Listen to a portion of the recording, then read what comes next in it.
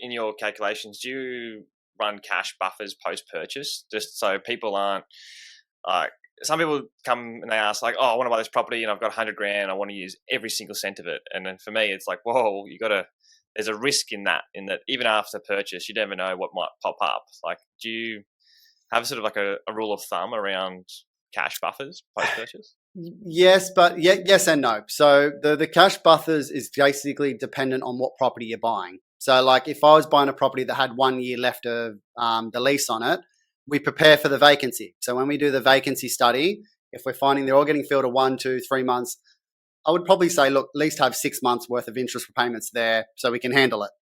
If it's got a 5-year lease and it's got a really good guarantor, so it's got like a good bond and a personal guarantee, that's lower risk because you're going to have 5 years of cash flow, hopefully where nothing can go wrong. Things can still go wrong, but like it's lower risk.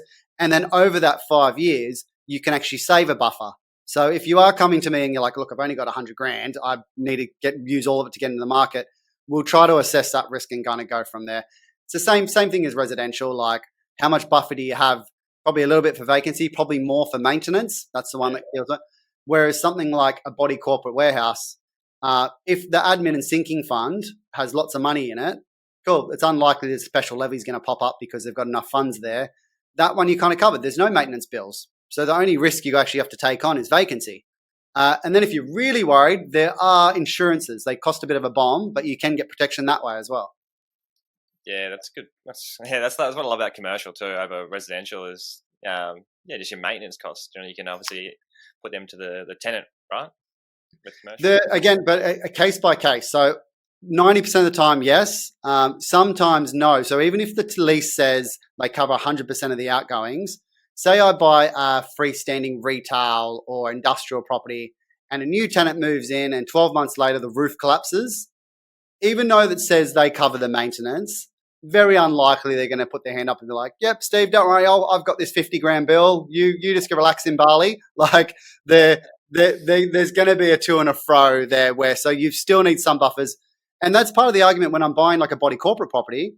I actually don't mind them. Like, yes, you don't have as many value adds, but you've got a buffer. There's like 200, 300 grand in an admin sinking fund to protect you.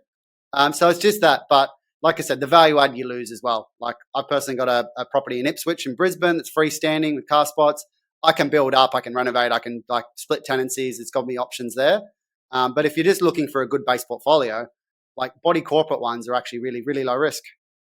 Yeah. Do you look, sorry, Joe, like development risks, is that something that's sort of like a main, like overarching, or is that going further into your sort of more niche due diligence?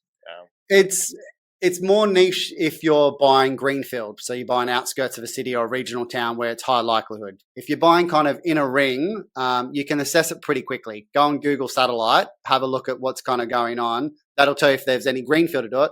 Then you obviously have to chat with the town planner, and then they'll tell you if there's any big developments kind of going on. But depends what you're buying. Like retail, I'd say is probably a bigger risk. If you're buying like a little suburban strip shop, like just a general inner west area or whatever it may be of Sydney, that you probably want to make sure that they're not building like a Westfields or a Woolworths or something kind of around the corner that's going to take all your foot traffic away. But this is why like industrial's lower risk. Very hard for someone to go out and buy, 50 houses to build a new industrial complex.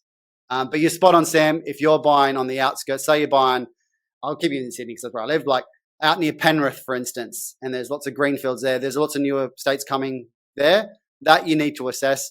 There's a pro and a con of that as well. One of the pros of having new estates is new properties actually sell for more. So all of a sudden, if you're buying a cheaper, like say warehouse, all of a sudden the comparables start going up and then they get a higher rent and it can actually pull you up with it as well. Assuming there's not an oversupply and it actually means your vacancy increases too much, but you can actually benefit. And that's also how an area grows. So I grew up in Sydney's West. It was farmland, like Kellyville and the Hills District didn't exist.